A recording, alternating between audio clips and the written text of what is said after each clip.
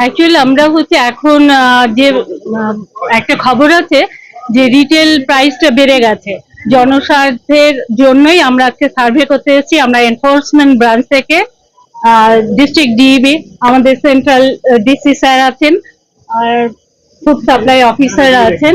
এবার সবাই মিলে আমরা যাতে বাজারটা অতিরিক্ত না বাড়ে সেই কারণে আমরা সার্ভে করতে এসেছি। এটা একটা গোডাউন, এখানে হচ্ছে সুগারের গোডাউন। এখানেও দেখতে এসেছি ওরা কততে কিনছে এবং কততে বিক্রি করছে, আর রিটেলাররা তাতে কতটা লাভ রেখে হচ্ছে পাবলিকের কাছে বিক্রি করছে। এখানে জানতে পারলাম যেমন আটার দামটা কমেছে, বেসনের দামটা হচ্ছে 2 টাকা কেজি। আগে যেমন 48 ছিল, এখন কত বাবু? 64 টাকায় ওরা বস্তা মানে 50 কিলো বিক্রি করছে। পার কিলো হচ্ছে 64 কিলো বিক্রি করছে। আর মার্কেটে তো আপনারা জানেন একটা সুগারের দামটা হচ্ছে অত্যধিক বেড়েছে, সেটা যাতে আরো বেশি না বাড়ে, যাতে হচ্ছে পাবলিক কিনতে পারে, জনসাধারণের কেনার মধ্যেই যেন থাকে।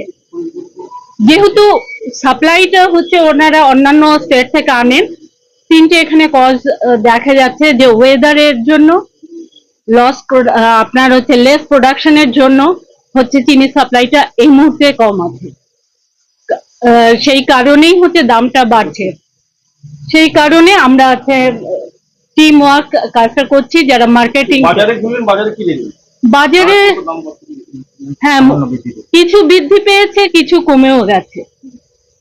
সেটা হচ্ছে ওনারা বলছেন যে যেমন করে ওনারা হচ্ছে সাপ্লাই পান সেই বেসিসেই 2 টাকা ম্যাক্সিমাম ওনারা 10 টাকা লাভেও বিক্রি করেন, কারণ হচ্ছে ভেজিটেবলস পচে যায়।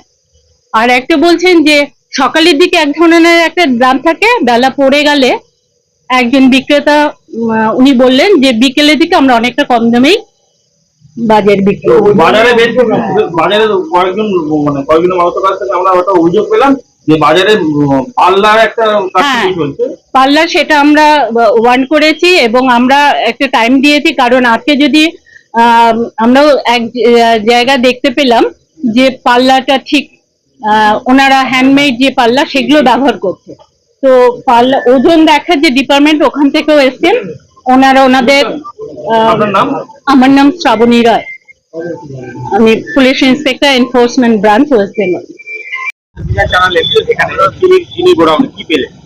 চিনি গোডাউনে খুব কম মাত্রা চিনি, প্রায় 200 বস্তা 210 বস্তা ছিল এদের কাছে। এরা